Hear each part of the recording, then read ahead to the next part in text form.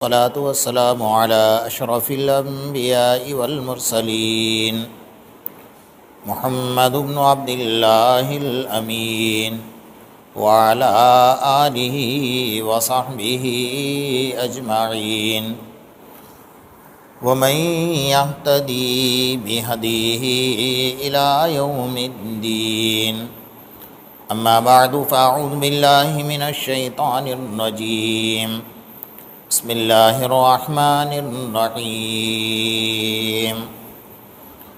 قالوا ربنا إنا أطعنا سادتنا وكبراءنا فأضلونا السبيلا ربنا آتهم ضعفين من العذاب والعنهم لعنا كبيرا.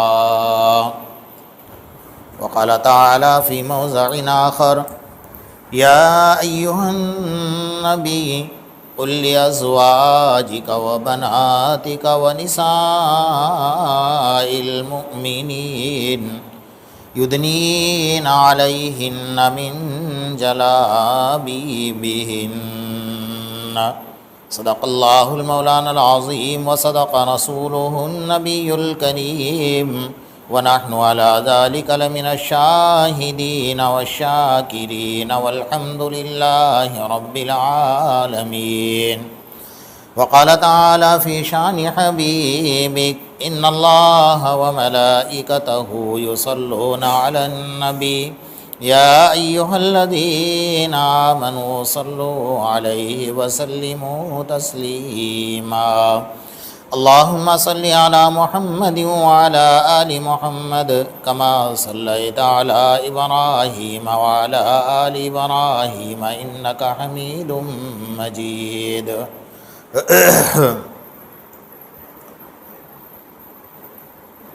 پس پردہ بیٹھی ہوئی میری ماؤں اور بہنوں، اس وقت میں آپ حضرات کے سامنے قرآن مجید کی دو آیات کی تلاوت کی گئی ہے۔ ایک آیت کا تعلق ہے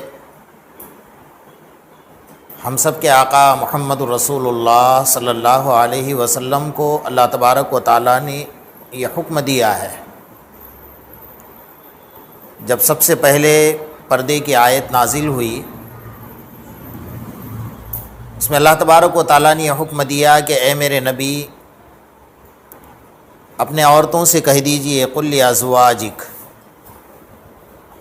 اپنے بیٹیوں سے کہہ دیجئے و بناتک، اور تمام آپ کی امت کی عورتوں سے کہہ دیجئے و نساء المؤمنین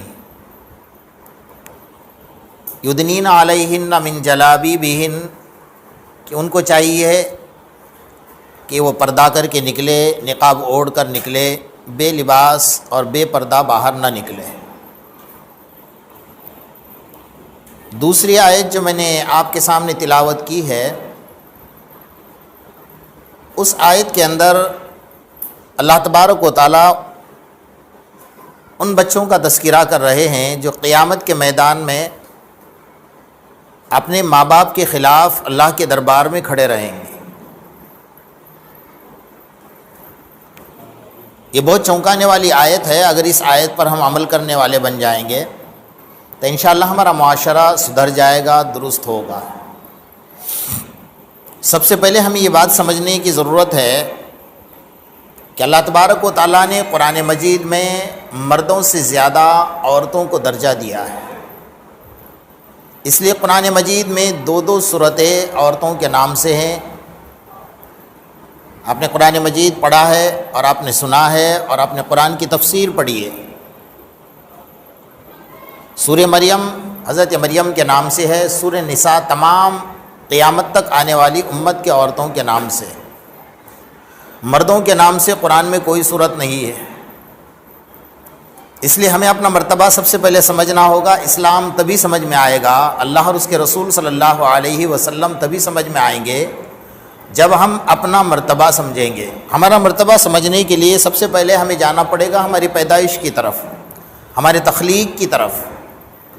کہ اللہ تبارک و تعالیٰ نے حضرت آدم علیہ السلام کا پتلا جب جنت میں بنایا تو آپ نے یہ سب پڑھا ہے، سنا ہے، بارہا سنا ہے کہ بے لباس پتلا تھا اور 40 سال تک جنت کی ہوائیں کھاتا رہا، اس پر فرشتوں کی نظر پڑتی رہی، جنت کے حوروں کی نظریں پڑتی رہی، اور وہ پتلا 40 سال تک پڑا رہا۔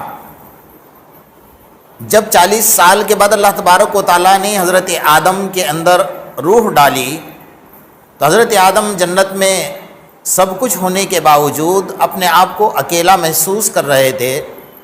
تو جنت میں نیند نہیں ہے، اللہ تبارک و تعالیٰ نے حضرت آدم علیہ السلام پر نیند طاری فرمائی کچھ وقفے کے لیے۔ اور یہ بات سنانے کے لیے میں واقعی آپ کو سنا رہا ہوں جو اصل بات سنانی ہے، جو اب بات شروع ہو رہی ہے۔ جنت کی تمام حوروں کے آنکھوں پر اللہ نے پردہ ڈال دیا،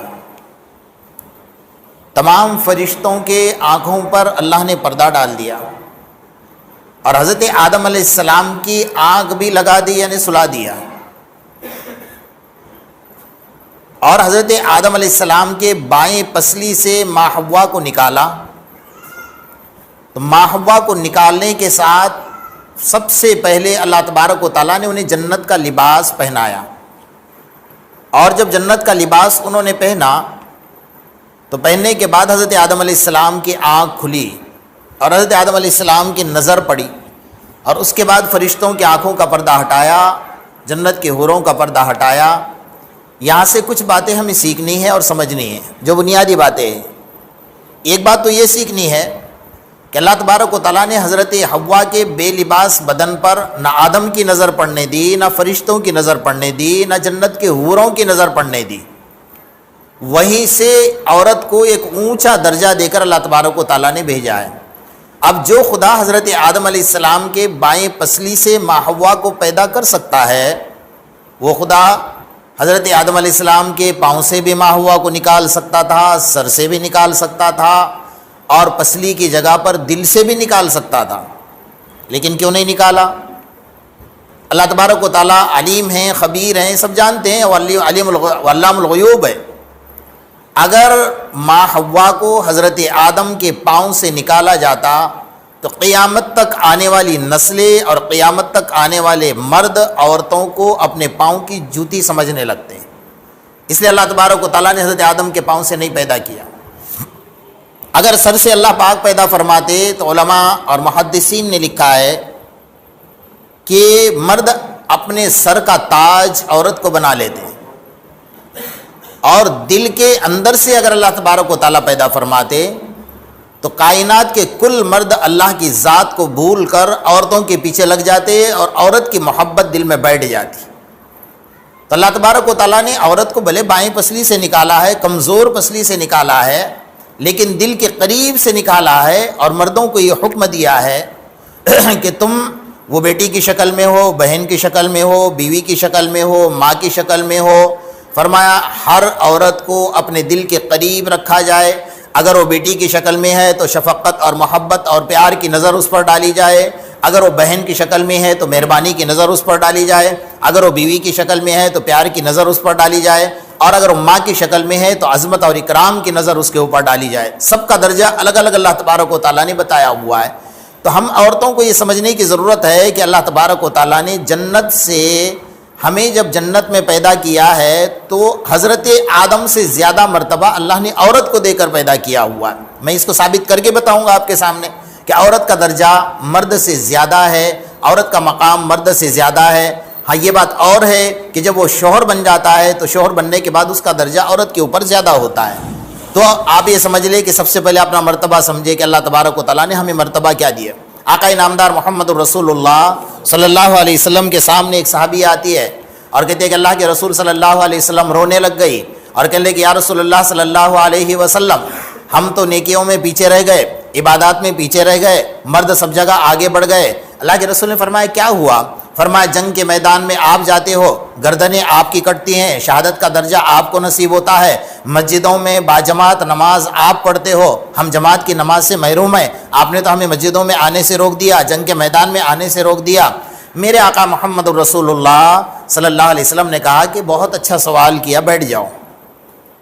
جب وہ صحابی اللہ کے رسول صلی اللہ علیہ وسلم کے سامنے بیٹھ گئی تو بیٹھنے کے بعد اللہ کے رسول صلی اللہ علیہ وسلم نے انہیں بتایا اور سمجھایا کہ دیکھو، تم گھر کے اندر اگر ایک چمچ نیچے گری ہے وہ اٹھا کر صحیح جگہ پر رکھ رہے ہو تو تمہارے نامہ اعمال میں فرشتے نیکی لکھ رہے ہیں۔ تم گھر کی صاف صفائی کر رہے ہو، فرشتے تمہارے نامہ اعمال میں نیکی لکھ رہے ہیں۔ تم اپنے کپڑے، اپنے بچوں کے کپڑے، اپنے شوہر کے کپڑے دھو رہے ہو اور اس کو صحیح طریقے سے سجا کر رکھ رہے ہو، اس پر بھی فرشتے تمہارے لیے نیکیاں لکھ رہے ہیں۔ اور جو مرد مسجد میں باجماعت وقت سنبھال کر باجماعت تکبیر اولیٰ سے مصلی پر کھڑے ہو کر نماز پڑھ رہا ہے، اتنا ہی ثواب آپ کو آپ کے گھر میں نماز پڑھنے کا اللہ تبارک و تعالیٰ دے رہا ہے۔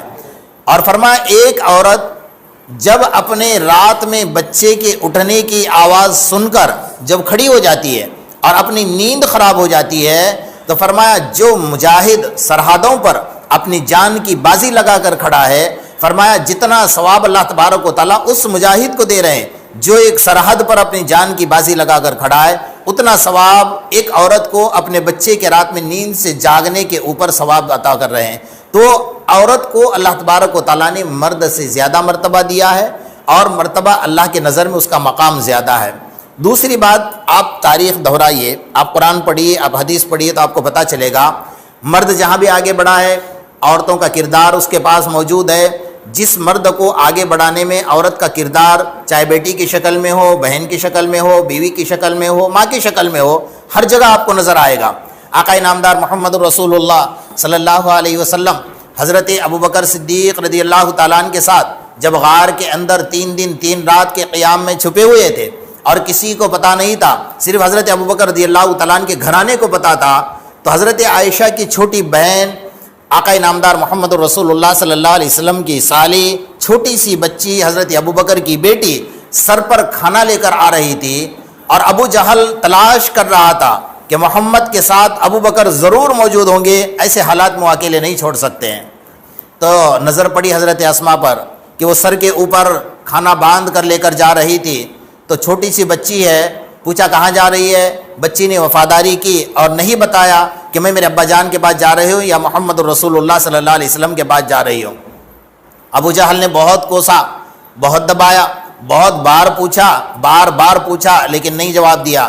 آخر میں مجبور ہو کر اس نے کھانا اٹھا کر پھینک دیا اور ایک زور کا تماچا اس معصوم بچی کے چہرے پر لگایا۔ پھر بھی اس خاندان نے میرے آقا کے لیے، اسلام کے لیے اتنی قربانیاں دی ہیں، بچوں سے لے کر بڑوں تک آپ پڑھیے آپ کو پتہ چلے گا۔ جب ابو جہل مار کر چلا گیا، اس بچی نے کھانے کو اٹھایا اور اپنے سر پر لے کر اس جگہ پر پہنچی جہاں میرے آقا محمد رسول اللہ صلی اللہ علیہ وسلم اور حضرت ابوبکر دونوں بیٹھے ہوئے تھے۔ کھانا دیا اور کھانا دینے کے بعد جب میرے آقا کی نظر اس بچی کے چہرے پر پڑی ہے تو معصوم چہرے پر نشان تھے انگلیوں کے لگے ہوئے، اور بچی اپنے آپ کو روکنے کی کوشش کر رہی تھی کہ میں آقا کے سامنے آنسو نہ نکالوں، میں آقا کے سامنے نہ روں، اگر میرے آنسو نکل جائیں گے تو آقا سمجھ جائیں گے کہ بچی کچھ نہ کچھ مصیبت برداشت کر کے آئی۔ لیکن میرے آقا تو سمجھ چکے تھے، پھر بھی پوچھا بیٹا کیا ہوا؟ جب بچی نے مجبوراً نہ رہ کر کہہ دیا کہ یا رسول اللہ صلی اللہ علیہ وسلم میں کھانا لے کر آ رہی تھی، ابو جہل ملا، ابو جہل نے زور کا تماچا میرے چہرے پر مارا، مجھے بار بار پوچھا کہ بتا محمد کہاں ہے، بتا تیرا باپ ابو بکر کہاں ہے، لیکن بیٹی نے نہیں بتایا، وفاداری کی۔ میری ماؤں اور بہنوں کان کھول کر سن لو، ہم اسلام کے لیے کیا قربانیاں دے رہی ہیں، اور اس معصوم بچی نے کھڑے ہو کر کیا قربانی دی ہے۔ جب میرے آقا نے یہ بات سنی تو آپ کی آنکھوں کے آنسو نہ تھمے، اور اس غار کے اندر اللہ کے رسول صلی اللہ علیہ وسلم کھڑے ہو کر دعائیں کر رہے ہیں اور کہہ رہے ہیں ابو بکر تیرے خاندان نے جو قربانی دی ہے، فرمایا میں سب کا بدلہ دنیا میں دے دوں گا، لیکن تیرا بدلہ کل قیامت کے میدان میں جنت میں چکاؤں گا۔ تو ایک بیٹی کی شکل میں مرد کو آگے بڑھانے میں یہ عورت کا کردار ہے، آپ دیکھ رہے ہیں۔ حضرت عمر کا واقعہ آپ نے سنا ہے، حضرت عمر رضی اللہ تعالیٰ اسلام کا خاتمہ کرنے جا رہے تھے، نعوذ باللہ من ذالک 70,000 مرہ محمد رسول اللہ صلی اللہ علیہ وسلم کا خاتمہ کرنے جا رہے تھے۔ ادھر تمام کے تمام کفار اور مشرکین کعبۃ اللہ کے پاس 100 اونٹ انعام میں لے کر کھڑے تھے، اور انہیں پکا یقین تھا کہ عمر وہ شخص ہے کہ جو محمد کا سر لے کر آ سکتا ہے۔ حضرت عمر راستے سے نکلے، آپ نے سارا واقعہ سنا ہے۔ جب حضرت پتہ چلا راستے میں حضرت فاطمہ اپنی بہن کے بارے میں، وہ تو اسلام قبول کر چکی ہے، بہن مسلمان بن گئی ہے، بہن بھی مسلمان بن گیا ہے، عمر کا تیش بڑھ گیا اور سیدھا اپنے بہن کے گھر کا رخ کیا. دروازے پر کان لگا کر سنا تو آواز آ رہی تھی اندر سے اللہ کے قرآن کی، اللہ کے قرآن پڑھنے کی آواز آ رہی تھی. آج میرے گھروں سے آواز کیا آ رہی ہے؟ میرے گھر سے گالی کی آواز آتی ہے، میرے گھر سے بچوں کے نافرمانیوں کی آوازیں گونج رہی ہیں، میرے گھر سے ٹی وی کی آواز گونج رہی ہے، میرے گھر سے زور زور میں گانوں کی آوازیں گونج رہی ہے. میرے گھر میں تلاش کر رہے ہیں کہ مسلمان کا گھر مل جائے جہاں اللہ کے قرآن کی آواز آئے، جہاں ذکر اللہ کی آواز آئے. نہیں مل رہا ہے کہ مسلمان کے گھر کہیں نظر نہیں آ رہے ہیں. تو حضرت عمر نے سنا کہ گھر کے اندر سے قرآن کے پڑھنے کی آواز آ رہی ہے. آدھا دل تو وہیں پگھل گیا تھا، لیکن غصہ بڑا تھا. اندر گئے، بہن نے قرآن کے اوراق کو چھپایا اور پوچھا کیا پڑھ رہی تھی. بہن نے پہلے تو بات ٹال مٹول کر دی اور اپنے شوہر کو چھپا دیا. انہیں پتا تھا کہ میرے ساتھ میرے شوہر کی پٹائی ہونے والی ہے. چنانچہ بہن نے چھپایا اور عمر نے اتنا مارا ہے، مارنے کے بعد بہن سے رہا نہ گیا. ایمان کا جذبہ ابھر آیا تو اپنی زبان سے لفظ نکالا، عمر یاد رکھ اور کان کھول کر سن لے، جس چھاتی کا دودھ تو نے پیا اسی چھاتی کا دودھ میں نے پیا ہے. میں کلمے سے بے وفائی نہیں کروں گی. جتنا مارنا ہے مار لے، تو مار کر تھک جائے گا، میں مار کھا کر نہیں تھکوں گی. حضرت عمر کی بہن کا اعلان تھا. جب حضرت عمر پگھل گئے، تھرانے لگے، کہا اولا جو قرآن پڑھ رہی تھی، کہا نہیں دے سکتی، تو ناپاک ہے، تو گندا ہے، تو مشرک ہے، اللہ کے کلام کو ہاتھ نہیں لگا سکتا ہے. بہن نے اس وقت بھی قرآن کی حفاظت کی ہے. میری ماؤں اور بہنوں، کان کھول کر سن لو، ہم قرآن کی کتنی حفاظت کر رہے ہیں. ہم یہ سوچتے ہیں کہ قرآن جزدان میں بند کر کے ہم نے طاق میں سجا کر رکھا ہوا ہے، شوکیز میں سجا کر رکھا ہوا ہے، اور قرآن ہمیں دعائیں دے رہا ہے. خبردار، کان کھول کر سن لینا. علامہ لاہوری رحمۃ اللہ علیہ جو پنجابی گھرانے میں پیدا ہوئے، بعد میں چل کر مسلمان بنے، انہوں نے قرآن کی تفسیر لکھی. تو تفسیر میں انہوں نے پہلا جملہ لکھا ہے کہ جو مسلمان یہ سوچتا ہے کہ میں گھر میں قرآن رکھ رہا ہوں اور قرآن رکھنے کی وجہ سے برکتیں نازل ہوں گی، اور اس قرآن کو ایک سال تک مہینے تک کھولتا نہیں ہے، جب گھر کی صاف صفائی کا وقت آتا ہے تو قرآن کو جھاڑو سے صاف کرتا ہے یا کپڑے سے صاف کرتا ہے، قرآن کی دھول کو صاف کرتا ہے. قسم خدا کی وہ قرآن گھر والوں کے لیے بددعائیں کرتا ہے کہ اللہ میں اس گھر میں اور اس گھر والوں کو برباد کر دے، اس لیے کہ مجھے پڑھا نہیں جاتا ہے. تو میری ماؤں اور بہنوں، قرآن سجا کر نہ رکھو، بلکہ قرآن پڑھو. صبح پڑھو، دوپہر میں پڑھو، شام میں پڑھو، تھوڑا پڑھو، چاہے آپ پاؤ پارا پڑھو، لیکن روزانہ گھر میں قرآن پڑھا کرو. حضرت عمر کی بہن کا واسطہ دے کر میں آپ کو کہہ رہا ہوں کہ اس نے ایسے ظلم میں قرآن کی آواز کو بلند کیا. حضرت عمر نے پوچھا لاؤ اور رکھ لا، کہا نہیں، پہلے نہا لے، پہلے غسل کر لے، پہلے ناپاکی کو دور کر لے اور شرک سے پاکی کا غسل کر لے.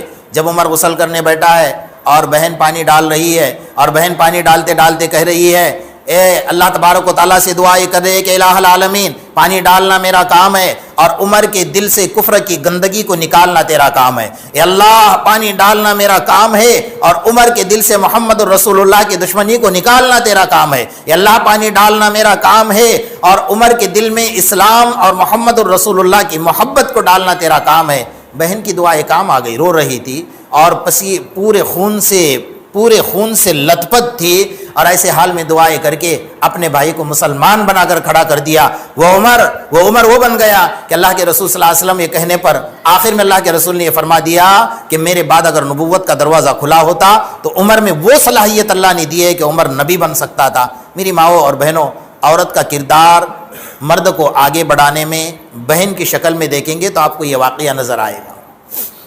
میرے آقا محمد الرسول اللہ صلی اللہ علیہ وسلم جب پہلی مرتبہ آپ پر وحی نازل ہوئی، بخاری شریف میں امام بخاری رحمۃ اللہ علیہ نے لکھا ہے کہ جب جبرائیل آئے، آپ کے سینے کو دبایا اور فرمایا اقرا، پڑھیے محمد. آپ نے فرمایا ما انا بقارئ، میں پڑھنا نہیں جانتا. فرمایا اقرا، 2 مرتبہ 3 مرتبہ، جب تیسری چوتھی مرتبہ کہا اقرا بسم ربک الذی خلق الانسان من علق، جب جبرائیل کی زبان سے یہ لفظ نکلا تو میرے آقا محمد الرسول اللہ صلی اللہ علیہ وسلم نے پڑھنا شروع کر دیا. اب اتنے گھبرائے ہوئے تھے، پہلی مرتبہ جبرائیل کو اصلی شکل میں دیکھا تھا اور اس کا دباؤ اور اس سے بڑھ کر قرآن کا بوجھ، اتنا قرآن طاقت والا. ہم نے قرآن کو کمزور سمجھا ہے، نعوذ باللہ من ذالک. بلکہ حضرت امام غزالی رحمۃ اللہ علیہ نے لکھا ہے کہ میرے آقا محمد الرسول اللہ صلی اللہ علیہ وسلم کو اللہ نے اس دور کے مردوں کی طاقت کے اعتبار سے 4000 مردوں کی طاقت دی تھی. 4000 مردوں کی طاقت آپ کے پاس اکیلے کے پاس تھی، تب جا کر آپ قرآن کا بوجھ برداشت کرتے تھے. جب قرآن اترا، اس بوجھ کو لیا اور گھبرائے ہوئے گھر پر گئے تو بدن میں گھبراہٹ تھی، پسینے سے شرابور تھے اور گھر میں گئے تو حضرت خدیجہ اس وقت آپ کے نکاح میں اکیلی تھی. فرمایا زمیلونی یا خدیجہ، زمیلونی یا خدیجہ، زمیلونی یا خدیجہ، خدیجہ مجھے چادر اڑا دے، مجھے بڑی گھبراہٹ ہو رہی ہے، مجھے ایسا لگ رہا ہے خشیت علی نفسی، مجھے ایسا لگ رہا ہے میری روح نکل جائے گی، میرا سانس رک رہا ہے. تو حضرت خدیجہ نے اس وقت میں تسلی دی، فرمایا انک لتصل الرحم، اے میرے حبیب، اے میرے آقا محمد الرسول اللہ صلی اللہ علیہ وسلم، آپ صلہ رحمی والے ہیں، اللہ آپ کو ضائع نہیں کرے گا.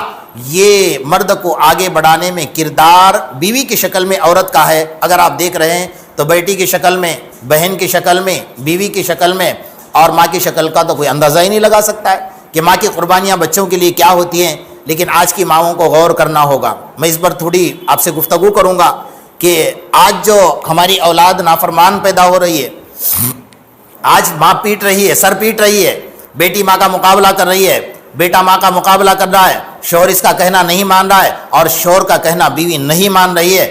آج ہمارا گھر جہنم کا ایندھن بنا ہوا ہے، جو گھر جنت کا تھا وہ جہنم کا ایندھن بنا ہوا ہے. اس کی بنیادی وجہ یہ ہے کہ میں آپ کو ایک بات کہہ دوں. سب سے پہلے بنیادی بات، حضرت پیرانی پیر سید عبد القادر جیلانی رحمۃ اللہ علیہ یہ فرما رہے ہیں کہ کسی مرد اور عورت کا نکاح ہوا اور نکاح کے بعد دونوں میاں بیوی نے اپنا وظیفہ ادا کیا اور وہ رات ذریعہ بن گئی اولاد کے آنے کا. لیکن صبح اٹھ کر فجر میں بیوی نے نماز نہیں پڑھی، شوہر نے نماز نہیں پڑھی، دونوں نے فجر کی نماز نہیں پڑھی ہے. حضرت پیرانی پیر سید عبد القادر جیلانی رحمۃ اللہ علیہ فرماتے ہیں میں اللہ کی عظمت کی قسم کھا کر کہتا ہوں کہ آنے والی اولاد ماں باپ کی، اللہ اور اس کے رسول کی نافرمان بن کر پیدا ہوگی. سب سے پہلی بنیادی بات یہ ہے کہ ہم نے جو بیج ڈالا ہے، ہم نے جو بیج بویا ہے وہ نافرمانی کا بیج بویا ہے. آپ اگر بچے کے گلے میں آپ سارا قرآن لٹکاؤ گے کوئی فرق نہیں پڑے گا، اس لیے کہ آپ نے نافرمانی کا بیج ڈالا ہوا ہے. حضرت شیخ سعدی رحمۃ اللہ علیہ، حضرت حسن بصری رحمۃ اللہ علیہ کی ایک شاگردہ تھی اور بچپن سے اس کے والد کا انتقال ہوا تھا، یتیم بچی تھی.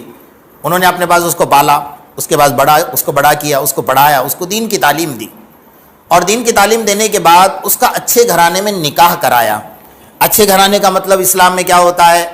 ہمارے اچھے گھرانے کا مطلب ہوتا ہے لڑکا دیکھنے کے لیے آیا تو کوئی ماں اور کوئی باپ یہ نہیں دیکھتا کہ لڑکی کے چہرے پر سنت زندہ ہے، کوئی باپ یہ نہیں دیکھتا کہ لڑکا نماز کا پابند ہے، کوئی باپ یہ نہیں دیکھتا کہ شریعت اس کی زندگی میں کتنی ہے، جھوٹا ہے، سچا ہے، غدار ہے، دھوکے باز ہے، نمک حرام ہے، نمازی ہے، روزہ رکھتا ہے، کاروبار کچھ نہیں دیکھیں گے، ہم کو خوبصورت چاہیے. سب سے بڑی بات یہ. اس لیے ایک اللہ والے کی بات مجھے یاد آ رہی ہے، میں سنا دوں، اپنے دل پر لکھ کر لے جاؤ. یہ بات، یہ بنیادی بات ہے. اس اللہ والے نے یہ فرمایا کہ عورت کو مال نے برباد کیا اور مرد کو جمال نے برباد کیا. یہ دو جملے یاد رکھ کر لے جائیے، اپنے دل پر لکھ کر لے جائیے اور گھر میں لکھ کر لگائیے اور روزانہ صبح اٹھے تو اس کو دیکھ لیجئے اور شام میں سوتے ہو تو اس کو دیکھ کر سو جائیے. تو اگر آپ کے دل میں کوئی شیطان خطرہ ڈال رہا ہے نا، اس پہلے جملہ پڑھ لینا کہ مرد کو جمال نے برباد کیا اور عورت کو مال نے برباد کیا. آج جو دھوکہ بازی ہو رہی ہے، آج جو ماحول بگڑا ہے، وہ سب سے بڑی بنیادی وجہ یہی ہے کہ ایک بادشاہ راستے سے گزر رہا تھا اور اس کے حشم اور خدام ساتھ میں تھے. جنگل سے اس کا گزر ہوا تو جنگل میں ایک عورت کام کر رہی تھی اور بڑی خوبصورت نظر آئی اس کو. اس عورت کے اوپر اس بادشاہ کی نظر پڑی، اس نے سارے قافلے کو روک دیا اور ایک بوڑھی عورت اس کے قافلے کے ساتھ تھی. سارے قافلے کو کہا کہ آپ لوگ آگے چلے جاؤ. قافلہ بادشاہ کا حکم تھا، نکل گیا. وہ بوڑھی عورت کو اپنے پاس رکھا. وہ جو عورت کام کر رہی ہے نا کھیتی کے اندر، اس کو جاؤ اور اس کا گھر کہاں ہے اس کو ساتھ لے جا کر تلاش کرو. وہ بوڑھی عورت ساتھ گئی اور اس کا گھر تلاش کیا اور بادشاہ نے اپنے نکاح کا پیغام اس عورت کو بھیجا کہ میں تیرے ساتھ نکاح کرنا چاہتا ہوں. اس میں بہت ساری نصیحتیں، اس لیے واقعہ میں آپ کو سنا رہا ہوں. آج جو ماحول پیدا ہوا ہے نا، اس ماحول کے لیے یہ واقعہ بہت ضروری ہے. وہ بوڑھی عورت گئی اور کہا کہ بادشاہ نے تجھے پیغام بھیجا ہے. تو کھیتی میں کام کرنے والی عورت، غریب گھرانے کی عورت اور شادی شدہ عورت، اس کے بچے ہیں، شادی شدہ عورت ہے اور بادشاہ کا نام سننے کے ساتھ منہ میں پانی آ گیا. جیسا ہمارا رشتہ کینیڈا سے آتا ہے، لندن سے آتا ہے، امریکہ سے آتا ہے، تو ہم استخارے کی ضرورت بھی نہیں رہتی ہے نا، کیونکہ کینیڈا، لندن اور امریکہ سے تو منہ میں پانی آ جاتا ہے ہمارے. ہم کو پیسہ نظر نہیں آتا، ہم کو ڈالر نظر آتے ہیں. تو ان کے لیے واقعہ بہت ضروری ہے. آپ کان کھول کر سن لے اور دل میں اس بات کو اتار لے. جب وہ بوڑھی عورت نے پیغام دیا تو وہ تو نیچ اوچ ہو گئی کہ بادشاہ اور مجھے پیغام کہا؟ ہاں تجھے پیغام. تو لڑنے لگ گئی اپنے شوہر سے اور کہا مجھے ابھی ابھی طلاق دے دو. وہ بیچارہ غریب تھا, کھیتی میں کام کر کے آیا. کہا وجہ؟ کہا کوئی وجہ نہیں, طلاق دے دو. اور یہ بات بھی کان کھول کر سن لا, علماء یہاں پر موجود ہیں, علماء کی موجودگی میں یہ بات کہہ رہا ہوں کہ کوئی عورت اگر اپنے شوہر سے سامنے سے طلاق مانگتی ہے, اللہ اور اس کے رسول اور اس کے فرشتے اور جنت کی تمام حوریں اس عورت پر قیامت تک لعنت برساتی ہے. یہ بھی کان کھول کر سن لیجئے. اس نے طلاق مانگی, مجھے طلاق دے دو. شوہر نے کہا بھائی وجہ تو بتاؤ. کہا کوئی وجہ نہیں, طلاق دے دو.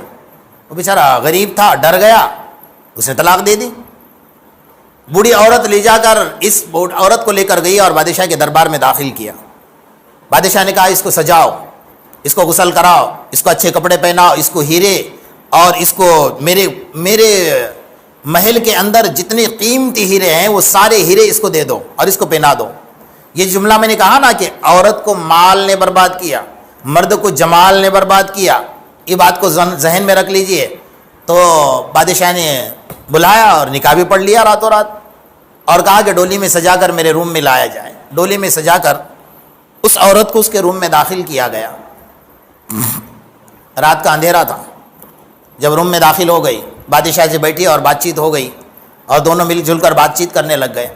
ادھر جو شوہر تھا جو زبردستی اپنے شوہر سے طلاق لے کر آئی تھی, وہ مسجد میں داخل ہوا, اللہ کے سامنے کھڑے کھڑے رو رو کر دعائیں کر رہا تھا. اللہ میری کیا غلطی تھی, میری عورت نے زبردستی مجھ سے طلاق لے لی, مجھے پتا بھی نہیں کیا معاملہ بنا ہے.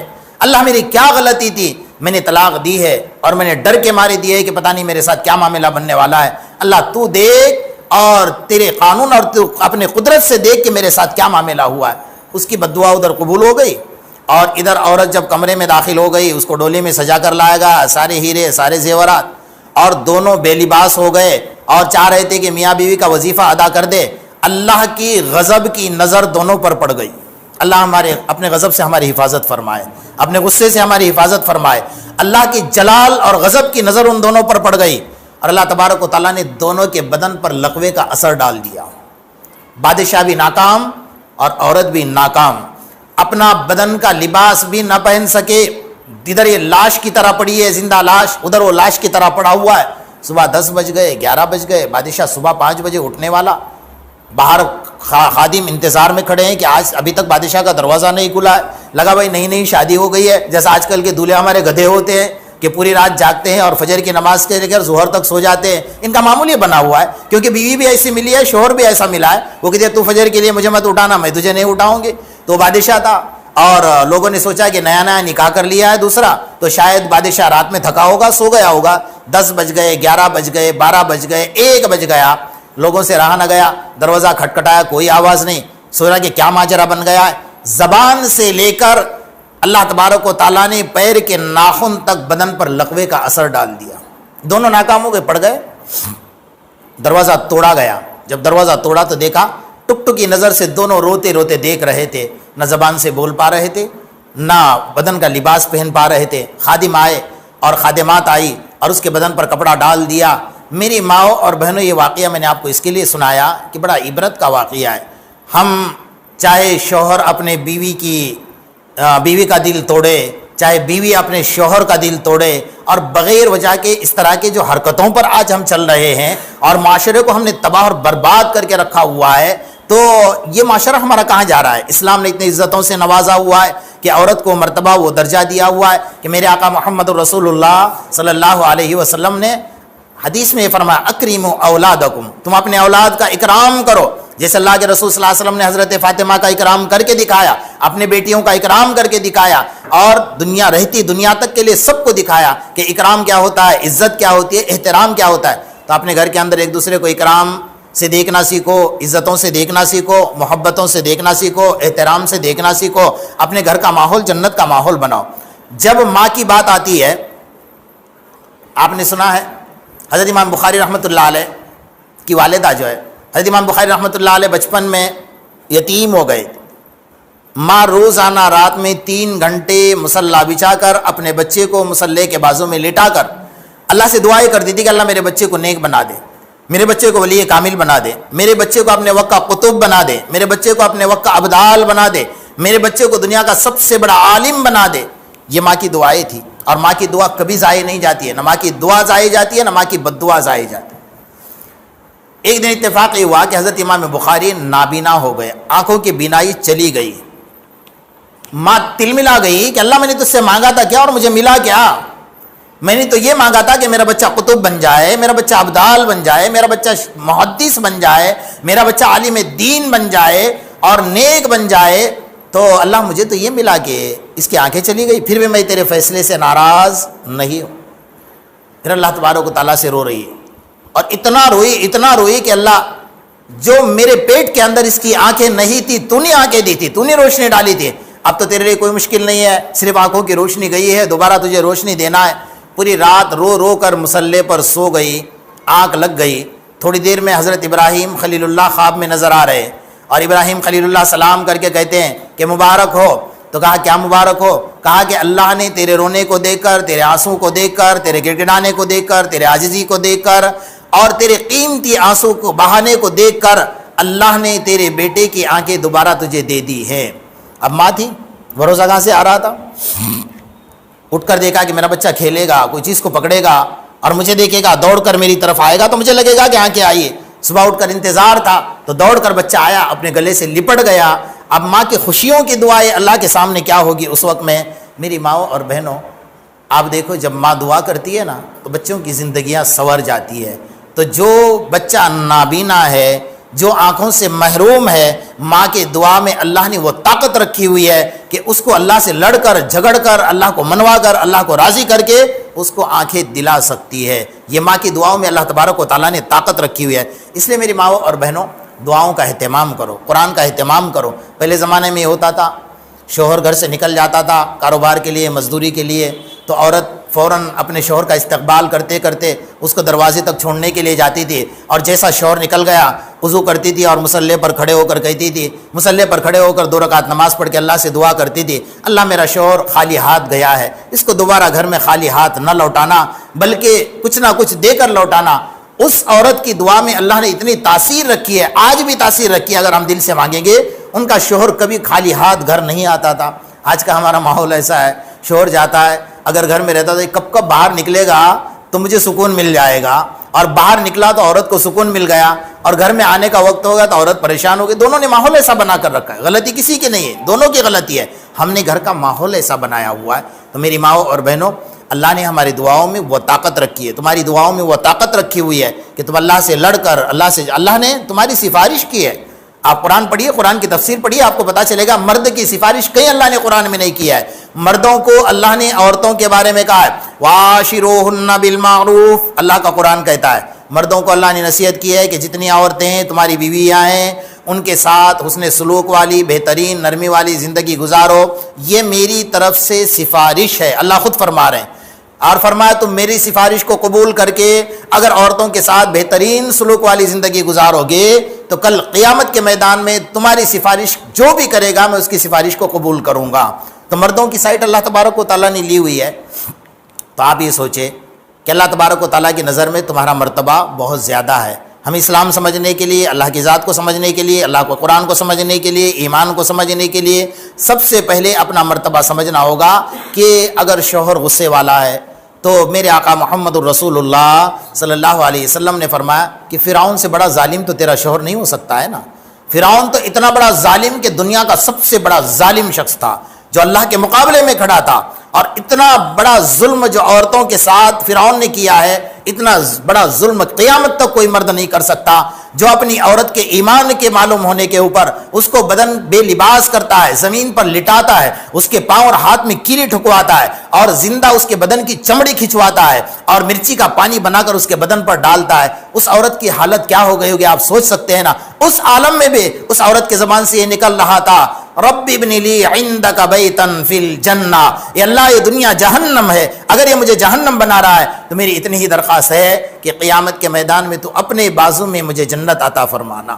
اللہ نے اس کی دعا کو قبول کر لیا، اور اللہ نے اتنا قبول کر لیا کہ قیامت کے میدان میں حضرت آسیہ نے جو شوہر کا ظلم برداشت کیا ہے تو حضرت آسیہ کو صلہ دیا کہ قیامت کے میدان میں محمد الرسول اللہ صلی اللہ علیہ وسلم کے ساتھ حضرت آسیہ کا نکاح بھی ہوگا۔ اس سے بڑھ کر اور کیا نعمت ہوگی؟ تو اس لیے اگر مرد آپ کا ظالم ہے، آپ کو نظر آ رہا ہے کہ مرد میرا ظالم ہے، بہت غصے والا ہے، اپنی زبان چلاتا ہے اور ہر وقت مجھے ڈانٹتا اور ڈپٹتا رہتا ہے، تو اس کے ظلم پر اگر آپ صبر کر کے اپنی اولاد کی اصلاح کرتے ہوئے چلو گے تو اللہ تبارک و تعالیٰ آپ کو دنیا آخرت میں وہ صلہ دے گا کہ آپ سوچ بھی نہیں سکو گے، اتنا بڑا مرتبہ اللہ تبارک و تعالیٰ دے گا۔ اپنے گھر کو سنوارنا سیکھیے۔ خاص طور پر میری ماؤں سے گزارش ہے کہ اپنے بیٹیوں کی عزتوں کی حفاظت کیجیے۔ وقت اتنا زیادہ نہیں ہے کہ میں تفصیل سے آپ کے سامنے بات کروں، لیکن جو تجربات ہیں، جو ہمارے سامنے آئے دن واقعات آ رہے ہیں، اس بات کو بہت دھیان سے سن لیں۔ میں آخر میں دو تین منٹ آپ سے یہ بات درخواست کر رہا ہوں۔ آج جو ہماری بیٹیاں غیروں کے حوالے ہو رہی ہیں، اس کی بنیادی وجہ کیا ہے؟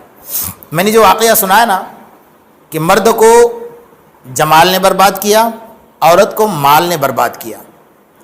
آپ کو مال دکھایا جا رہا ہے، آپ کو بنگلے دکھائے جا رہے ہیں، آپ کو سونا دکھایا جا رہا ہے، آپ کو چاندیاں دکھائی جا رہی ہیں، آپ کو ہیرے اور جواہرات دکھائے جا رہے ہیں، اور پردے کے پیچھے کچھ بھی نہیں ہے۔ جو ہمارے تجربات ہیں، میں آج کھلے عام آپ کے سامنے کہہ رہا ہوں ذمہ داری کے ساتھ، ہم 22 لڑکیاں لے کر آئے ہیں جو غیروں کے ساتھ گئی تھی، اور انہوں نے 22 لڑکیوں میں سے 15 لڑکیوں نے اس دھرم کو قبول کر لیا تھا، بلکہ غیر مسلم بن گئی تھی۔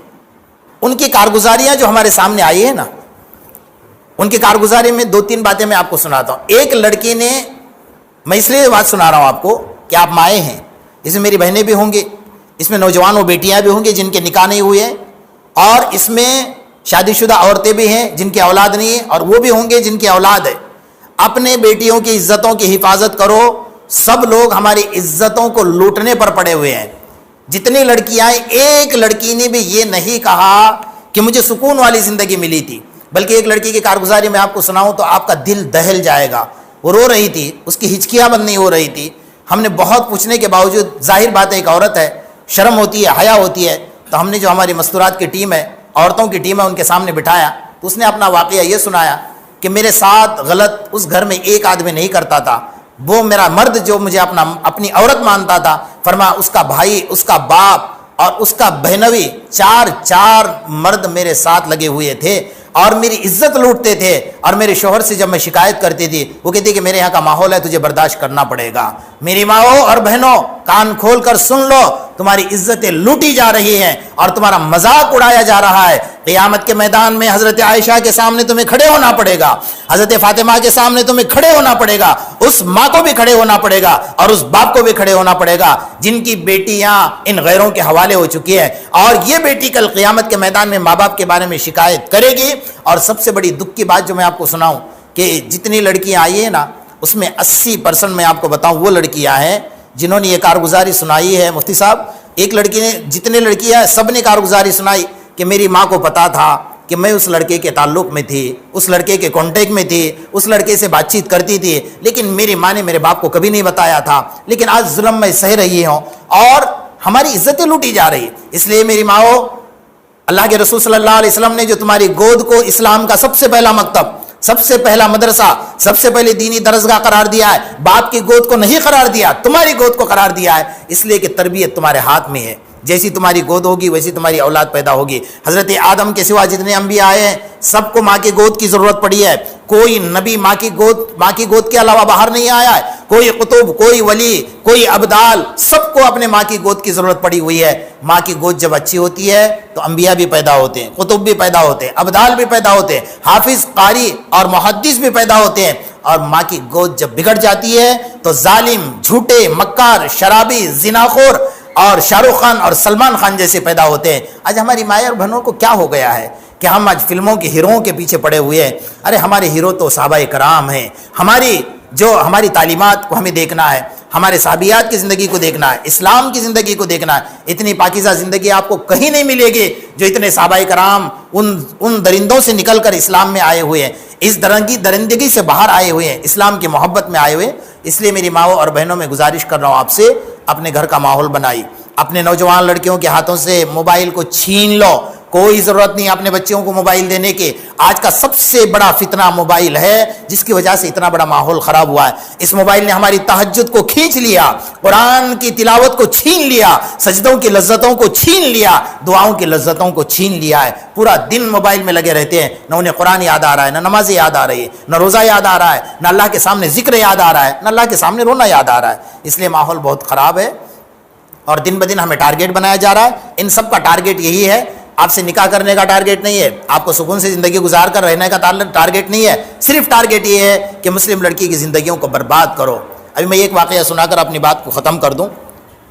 محلے کا نام نہیں لوں گا, آپ کے قریب میں محلہ ہے, وہاں کی ایک لڑکی کی شکایت لے کر لڑکی ہمارے پاس آئی. کہا ایک غیر مسلم سے میرا تعلق ہوا تھا اور میں نے اس کے ساتھ, اس نے کہا کہ میں نے کلمہ پڑھ لیا, میرے ساتھ نکاح کر لے. میں نے نکاح کر لیا.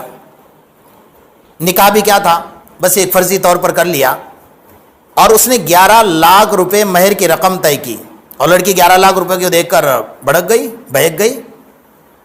نکاح کے 3 دن کے بعد اس لڑکی سے اس نے یہ کہا کہ تو میری بیوی تو ہے لیکن بزنس میں پارٹنر بھی بن جا, وہ 11 لاکھ روپے مجھے دے دے, جو بھی نفع ہوگا ہم 50-50% تقسیم کر لیں گے. لڑکی نے اٹھا کر دے دیا بھروسے میں. 6 مہینے کے بعد اس کو لا کر اس کے گھر چھوڑ دیا اور کہا کہ میں مسلمان نہیں بنا تھا, میں نے تجھے دھوکہ دیا تھا. اس نے کہا 11 لاکھ, کہا وہ تو تجھے مجھے دے دیے اور میں نے بزنس میں لگا دیا ہے, بات تیری میری آج ختم ہو گئی. میری ماں اور بہنوں, اس طریقے سے آپ کو ورغلایا جا رہا ہے, بہکایا جا رہا ہے. اور سب سے بڑی بات, پیسہ تو ٹھیک ہے لیکن آپ ایمان, آپ ساری دنیا فروخت کر کے ایمان خرید نہیں سکتے ہیں. آپ تھوڑی سی چند ٹکڑیوں کے اندر, چند کوڑیوں کے اندر اپنے ایمان کا سودا کر رہی ہے. بس اتنا صرف ذہن میں رکھ لو کہ قیامت کے میدان میں مجھے آقا کو جواب دینا ہے. قیامت کے میدان میں حضرت عائشہ کے سامنے تمہیں کھڑے ہونا پڑے گا, حضرت فاطمہ کے سامنے تمہیں کھڑے ہونا پڑے گا, حضرت زینب کے سامنے تمہیں کھڑے ہونا پڑے گا, حضرت ام کلثوم کے سامنے تمہیں کھڑے ہونا پڑے گا.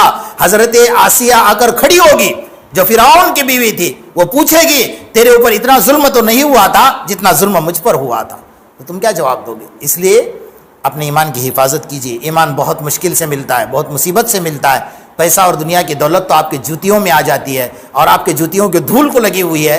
اپنے ایمان کا سودا نہ کیجیے, اپنے گھر کی حفاظت کیجیے, اور بچیوں کی زندگی کی, بچیوں کی تربیت کی ذمہ داری آپ کی ہے سب سے بڑی. اگر آپ کو لگ رہا ہے کہ میری بچی بگڑ رہی ہے تو اس کے لیے رات میں تہجد میں اللہ سے دعا کیجیے. آپ کی دعا اللہ ضائع نہیں کرے گا.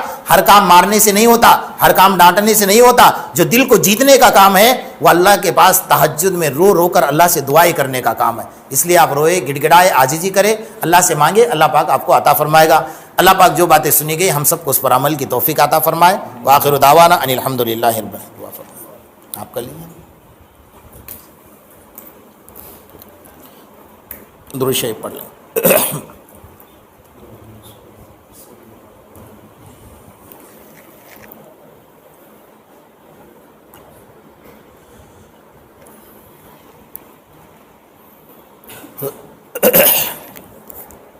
بسم اللہ الرحمن الرحیم.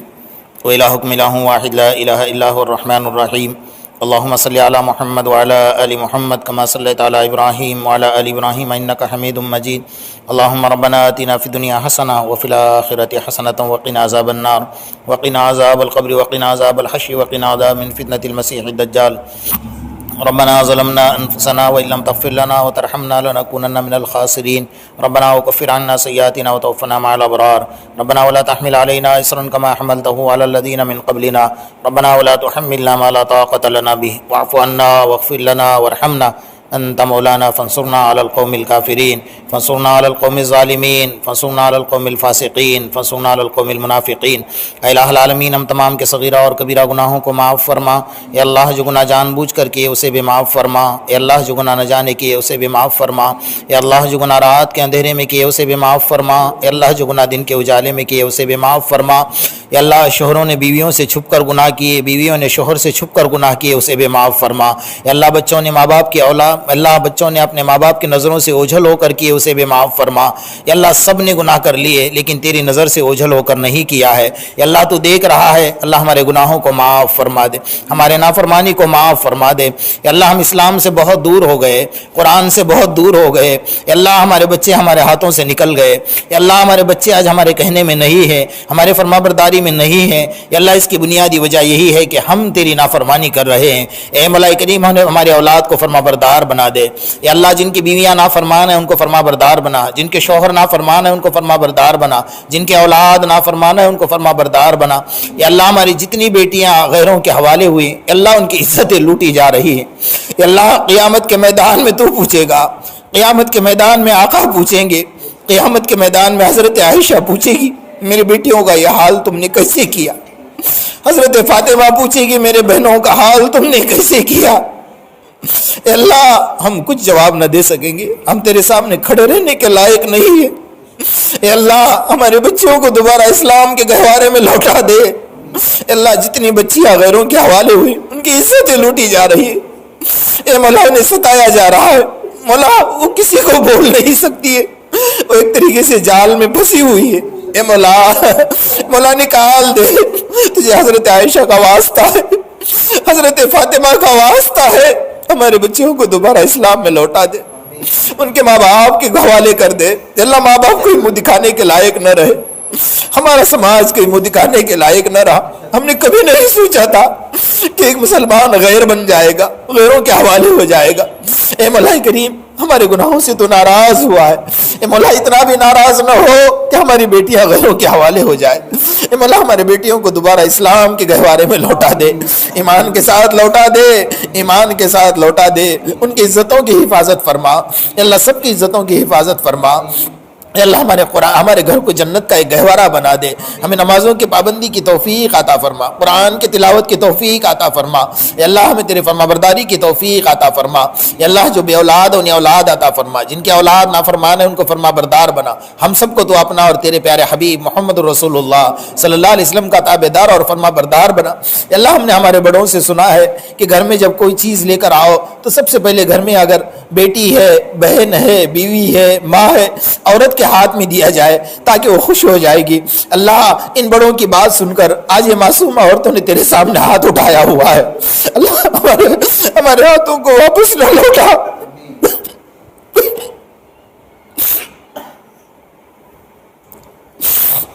اللہ ہمیں محروم نہ فرما،